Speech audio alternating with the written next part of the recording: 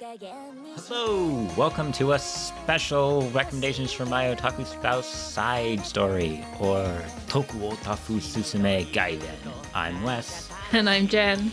And today we're bringing to you an episode about Mazinger Z Infinity! Yay, patchy. Anyway, so earlier this year in Japan, a movie, Mazinger Z Infinity, kind of felt almost like a finale in a way. It's for the 50th anniversary of 50 years of Go Nagai. Came out in Japan, and it had a special 2-day short release in theaters over here in the States. And upon hearing about it, I, being a giant mecha nerd, turned to Jen and said, Jen, it's showing Sunday afternoon or Monday evening. Which do you want to go? And I pretty much said, well, we have a deadline on Monday morning, so we should probably make it Monday evening so that we can actually get work done on Sunday. Exactly. So we worked all Sunday, and then we went to see it Monday. There was never a question, would you like to go? It was always a, when are we going? Which is why this is a recommendation for my Otaku Spouse, because I've never seen any Mazinga, and I can't say I've never seen any Go Nagai because now I've seen the new Devilman, so that doesn't count anymore. But and I showed you some cutie honey. And you showed me some cutie honey. So I didn't know any Go Nagai before Wes, and he's slowly recommending things to me, and so this time it was Mazinga and Mazinga Z.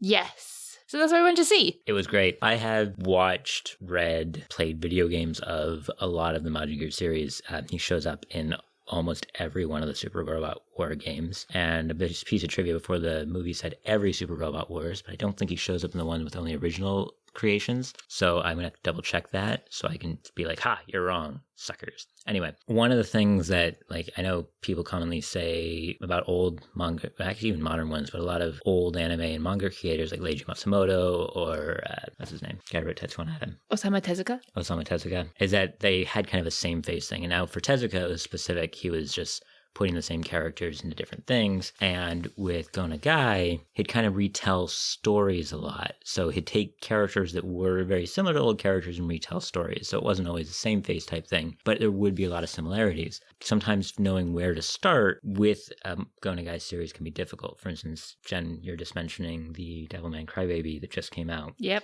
Which was essentially a retelling of the original Devilman, but twisted for a modern audience. Now with, I guess. I've never read the original. Yeah. I know you have. Now with Mazinger, the original one came out in, I think, the late 60s, mid-60s. Then it was turned into a TV show. Then there was Great Mazinger. It kind of had a spin-off into Grendizer. It had the Majin Kaiser series, which had its own OVAs.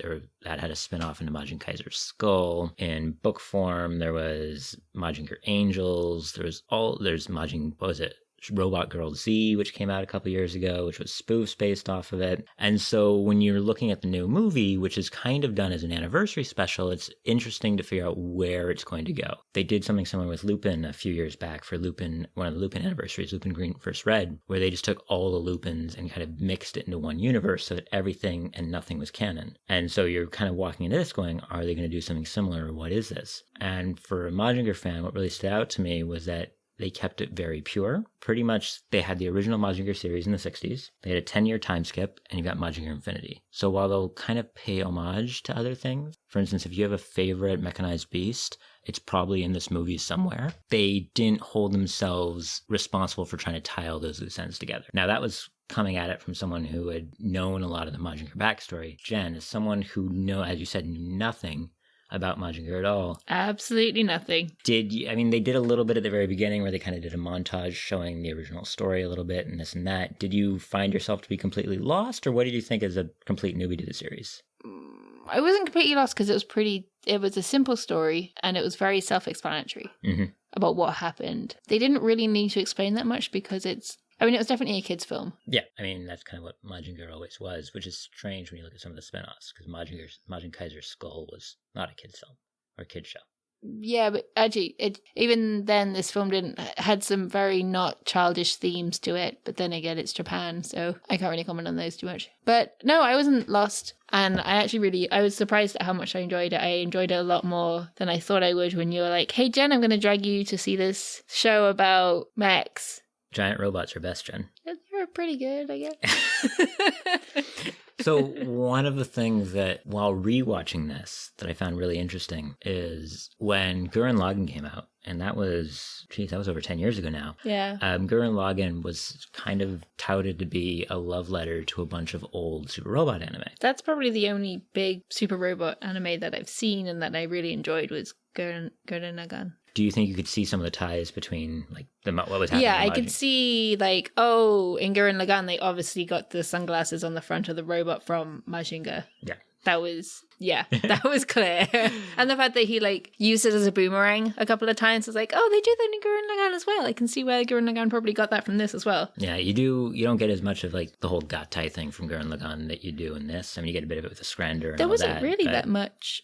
Although when you say Gattai, I always think of like two robots, like Power Ranger style, multiple robots Gattaiing together, which wasn't really that prevalent in this movie. Yeah, you'd really get that. Like that would be a Gurren Lagann pull from other things, but there's definitely Mazinger influences in there. Oh, I suppose also like in Gurren Lagann when the fact that the head is the main control and it detaches from the body, like in Mazinger. The powder, yeah. Whereas in most of the mech anime, the pilot is always seated in the chest area.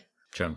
But yes, back to Mazinga. It was great. It was. I completely enjoyed it. It was doing a great job at hitting all those little bits. Trying to keep this pretty spoiler free, but I'm sure I'm going to drop something. So as we get deeper and deeper into this podcast, there's more of a chance for spoilers, but I'll try to tone it down. But there was definitely one bit when Mazinger's going nuts on a bunch of the mechanized beasts, and he's just pulling out every move from the arsenal. If there's a move you can think of in the show, he's probably doing it. But it didn't feel like they were just like, we got to make sure we do this move, we got to make sure we do that move. It just kind of made a really good fight scene. And yet at the end of it, I'm going, because I started about midway through, I picked up that, they're going to do every move in here. This is great. And then there was one move they didn't do. No. And then he kind of does it as a finisher. And I was like, they've got everything. They're hitting all those key points. It was, yeah.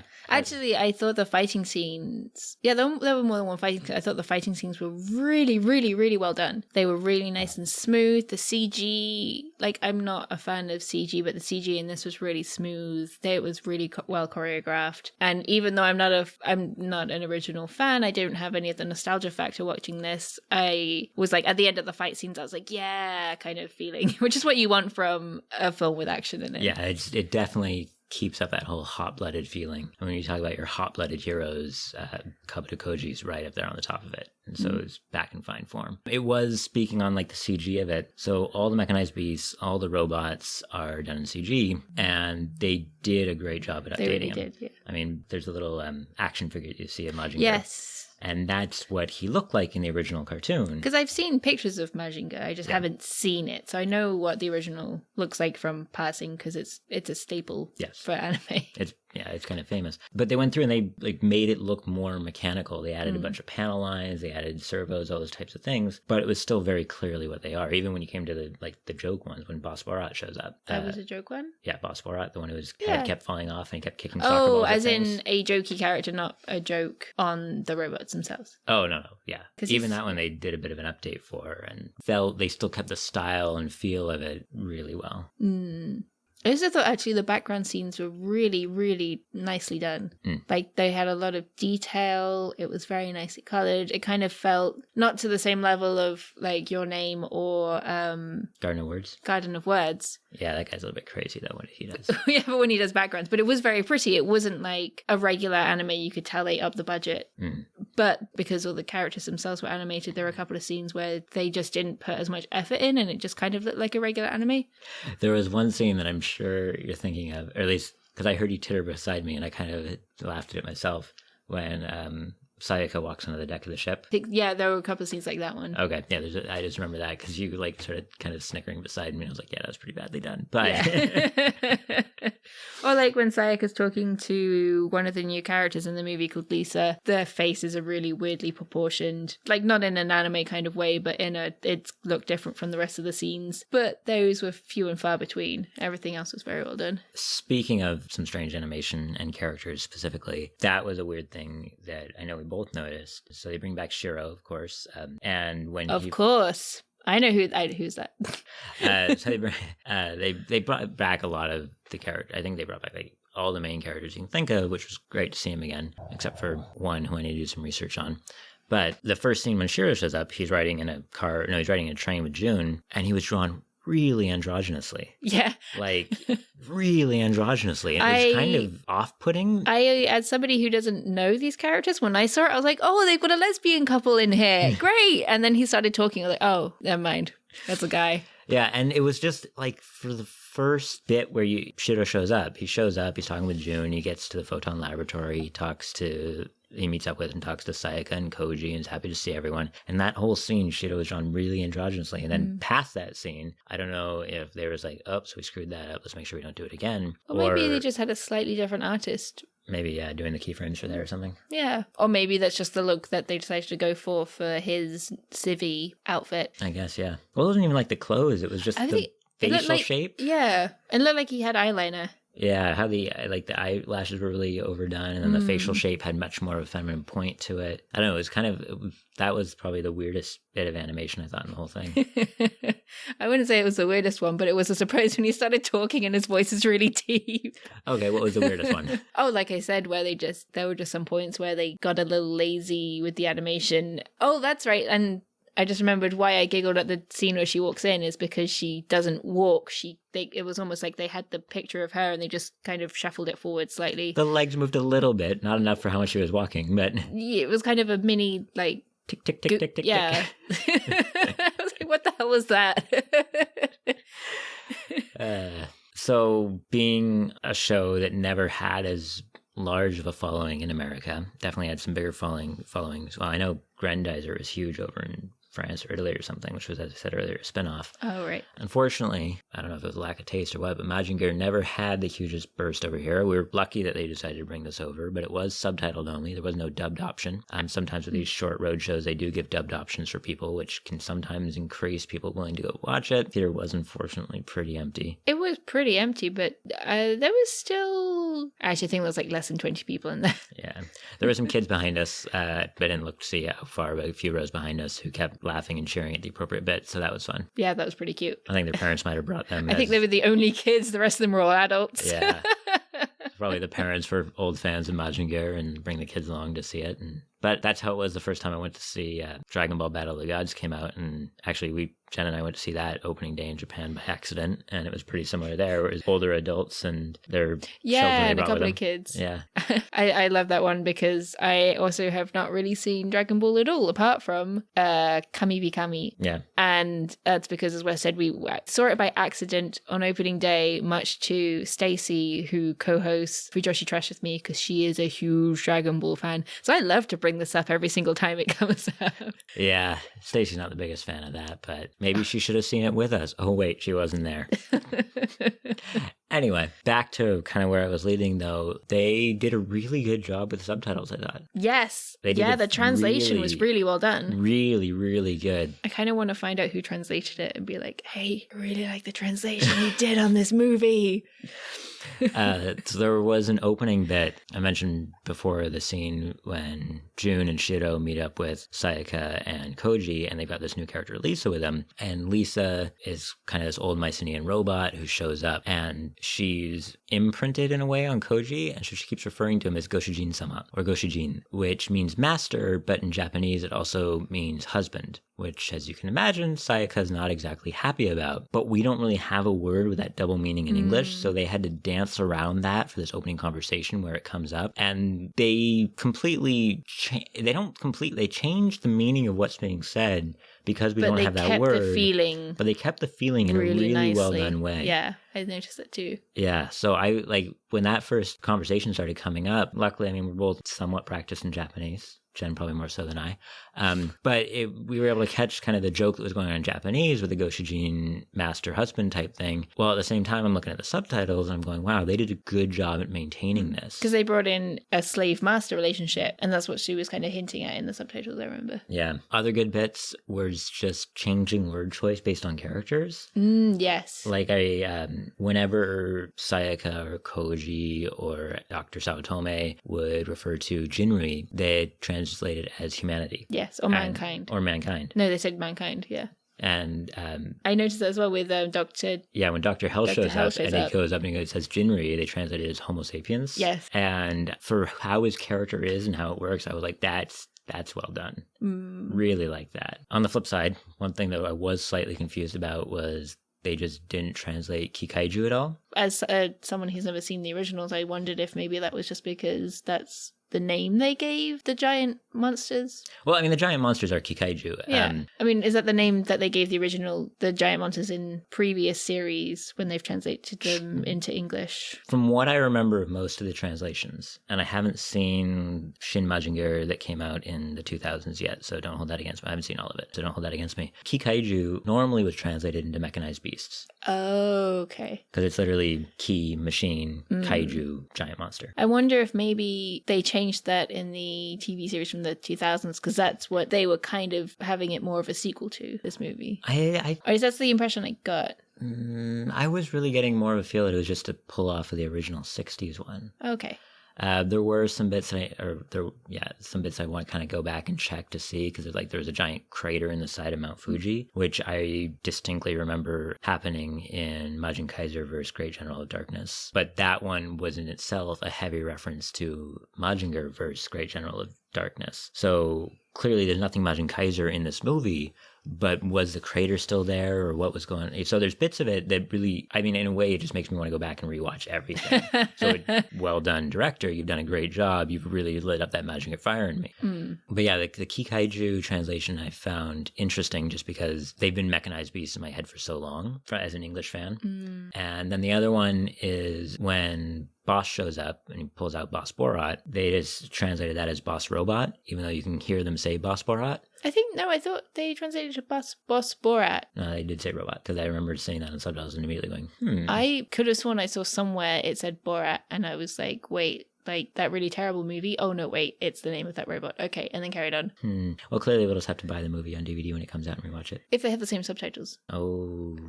Which I don't see why they would change. I don't see why they would change. You're just saying that was really good. That was really good. Yeah, that would suck if it got re-subtitled. Hopefully it doesn't, because somebody's already put in all the work. Yeah. Even if only less than 20 people see it per movie theater. Yeah, it would suck. They've done weird things in the past. I mean, Porco Rosso had 3 different dubs. Yeah, that's because Disney bought it and Disney loved to do their own thing. Yeah, but still had 3 different English dubs. Oh, is there a British localization as well? No, originally, this is slightly off topic, people, but originally Porco Rosso got a dub to be shown on international flights. Huh. And so they had that one, and then it had another dub, and then a third one. Okay. Yeah. The music was fantastic. Yeah, I enjoyed the music. I think it fit the scenes really well. It sounded, I'm going to be wrong and someone's going to point this out and I'm going to feel horrible, but it really sounded like they got Aniki back to redo the opening, which was great. Crickets. Who's that? There's one of the founders of Jam Project. Oh. He's done so many anime songs and theme songs. Jam Project because you keep playing them. Yeah, I do. But he does so many anime songs and theme songs that other people in the industry just call him Aniki. Oh, you have explained the story to me multiple times and I forget every time. Because I obviously care that much. Yeah, I know. But no, he came back to redo the theme for like the little opening bit, which was great. Okay. And then they kind of kept remixing it, but not always in the most obvious ways. And it really fit the scenes that I thought. I don't have any of this background knowledge. I just think, yeah, the music was good. Like, really, there's not really much you can fault about this movie, even if you've never seen it before. I think it's a great movie for kids. Except for, okay, so the thing that really kind of weirded me out was the Majin girls. Oh, they were great. They were great, except for the whole, like, boob cannons and boobs and butts and boobs and butts. I'm like, I'm pretty sure this is a kid's. Oh, wait, no, it's Japanese. I shouldn't really expect anything less. But it was really cool that they actually, like, did stuff. But Oppai Misairu has been a staple of the series. Has it? Yes. Okay. Like since the beginning. Okay. So I guess they had to bring that in somewhere. Yeah. No, that was pretty cool though. They had the Majin girls show up and they were kind of just a whole host of references in themselves. And then they all show up and yeah, it was great. But yeah, it was just, I think whether you're a diehard fan of the series, whether you're looking for just a fun movie to watch for an hour and a half. Or forced to watch a fun movie for an hour and a half. Like or me. A wife of a diehard of the series. There's a lot worse movies you could be dragged Yes. to. I was, as I said earlier, pleasantly surprised that I actually enjoyed it. But I wasn't going to say I was expecting it to be terrible because I wasn't going to do that to you before going to a movie that you said, hey, we should watch this. I think you'll enjoy it. But I'm glad I enjoyed it. Good. And I think that's really what these directors should be going for when they're making these types of movies.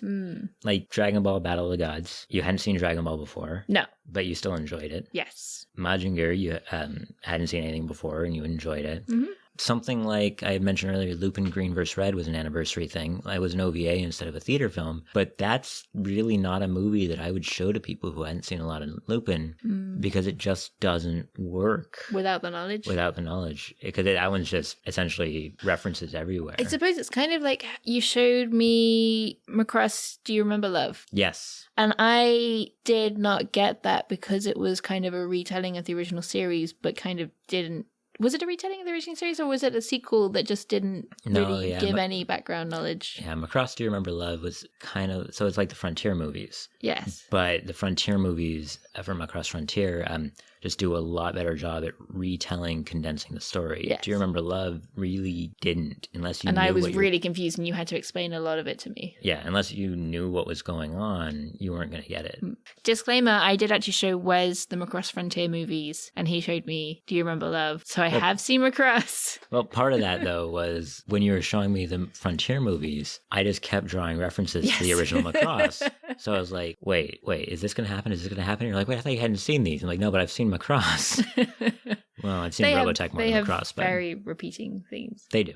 But I guess, and most of these old classic Gundam, Mazinga, Macross, Lupin, everything has very repetitive themes. Because I guess if you were going to change it, then it won't actually be the thing that it is. Yeah, it's I guess the Japanese version of James Bond. Yeah. James Bond's going to come out with a movie, maybe 2 every decade, and it's going to be a James Bond movie. He's going to kill bad guys. He's going to meet hot ladies. He's going to have weird gadgets, although those kind of go up and down depending on the Bond. And you don't change the formula that much because people are going to see a James Bond movie. Yeah. So in Japan, I mean, a lot of these haven't had yearly releases, but when you look at Conan or Doraemon or whatever. Yeah, or Pokemon. Or whatever, it's going to be very similar stories because you don't want to change the characters too much because the people are going to see the characters they know. But you still have to create something new, otherwise it gets boring. Yes. Which is interesting. That's actually, they had a couple of interviews with the director, the character designer, and then a very short message from Go Nagai. That was it, yeah. And the director was saying that he wanted to create something new that didn't stray too far from the original. From what I could tell, that's what he achieved because it was more of a sequel. It was based 10 years later. Yeah. And it had, I'm guessing, different themes? Yeah, kind of the big central thing is a little bit different, but the idea of choice and what do you choose to do has always been a driving theme. Oh, okay. So, and it was just this time it was a more mature, what do you choose to do? It's the difference between a high schooler and an adult. Yeah. So, I mean, there's a little bit of difference in there. It's the Spider-Man dilemma. With great power comes great responsibility. And they just kind of literally say, you have a giant robot. Are you going to help the world or destroy it? So. Well, I'm guessing that was in the original because that wasn't so much the theme in this one. Well, except the yeah. Yeah. Yeah. But the point I was trying to make was they seemed to have an alternate theme going on that was more about, actually, I guess, kind of drawing from the current Japanese dilemma of the declining population is getting a family and making babies. Babies. Yep. Yeah, there was a bit of that. Which I guessed wasn't in the original. No, again, they're high schoolers. Yeah. Oh, yeah. That'd actually be really weird as high schoolers. Never mind. Yeah. I mean, it's still no Go Nagai, and so as you can tell from what you've seen in Devilman and Cutie Honey, there's still going to be elements of sexuality and all of that. Well, women. Anyway, yeah, that's a whole other subject.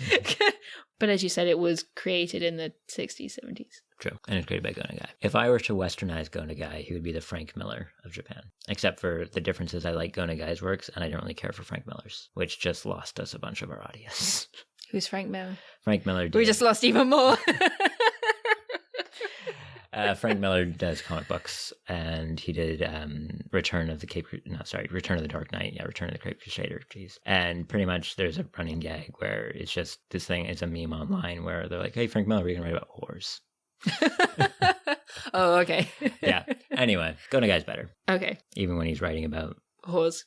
Samurai robot Oda Nobunaga and his army of hell taking over the world. Is that what Mazinger is? No, that's an entirely different thing. Oh, okay. I was going to say. But I want to see that. I can track it down. We can watch it. What is it? Black Lion.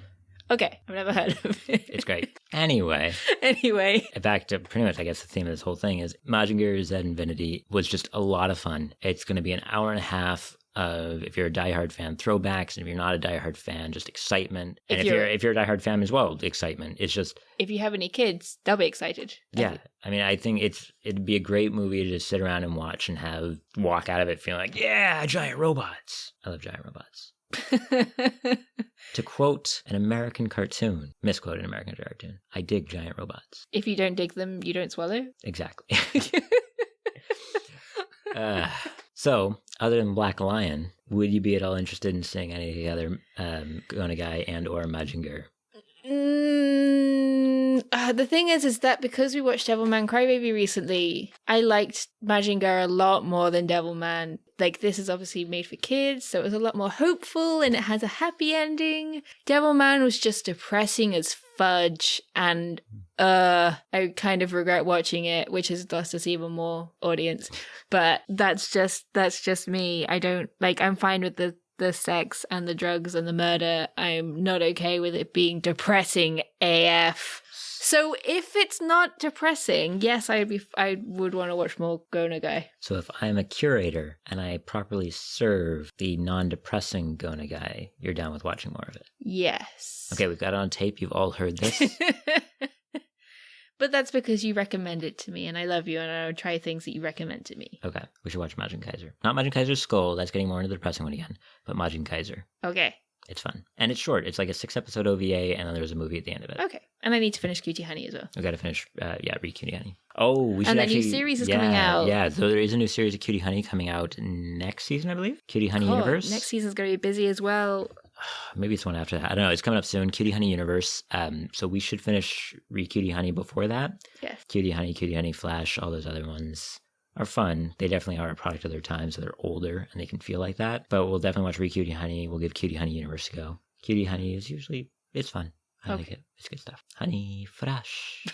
I actually know the song off by heart now because Wes sings it at karaoke so often. It's ridiculous. It's and if amazing. you don't, other Japanese girls will. Yeah, it's great. It's ridiculous. Like, we go to karaoke and Jen goes, you can't sing Cutie Honey. I'm like, fine, I won't sing it. No. I never and say then you can't sing Cutie Honey. I say you can't sing Pegasus Fantasy. Fine. And then someone else starts singing it. I'm like, oh no. Oh, seriously? It's a classic. It is a classic, and now I know all the lyrics to that one too. Good. There are worse things. Shall we wrap this up? Yes. So, in summary, it's great. Go see it. And Jen's promised to watch more Go Nagai with me, so long as it's not depressing AF. Her exact words. What have I done? Anyway. You've opened a new world. Thanks for joining us for this episode of Otafu Susume Gaiden. Or recommendations from my Otaku Spouse. Side story. You can find us under the Annie Bros Creative at anniebroscreative.com, as well as on Twitter at Annie Bros Creative, and on Facebook Also at Annie Bros Creative. It's almost like it's repetitive. You'll be able to find links for this in the show notes below. Thanks. Join us for our regularly scheduled podcast where we'll be recommending stuff to each other and then judging each other. Yay! Yay! Bye!